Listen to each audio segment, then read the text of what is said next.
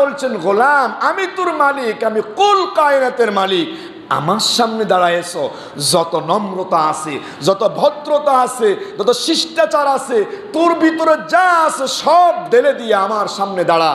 গোলাম শোন, এটা দুনিয়ার রাজা বাদশার সামনে দাঁড়াস নাই, আমি মালিকের সামনে দাঁড়াইছস।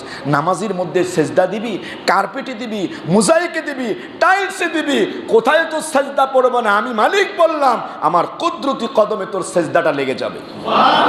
তাহলে মালিকের সামনে দাঁড়াতে হলে একগ্রতা নিয়ে দাঁড়াতে হবে, ফাইজলামি নামাজ না। অনেক লোক নামাজ পড়ে ফ্যানের দিকে তাকাই থাকে, এটা আস্তে করে ক্যাপাসিটি দুর্বল হয়ে গেছে, নামাজের পরে অনেক ডাক দিয়ে এটা ফ্যান আস্তে করে তাড়াতাড়ি ক্যাপাসিটার ফাড়লো, এমন নামাজি মনে নাই।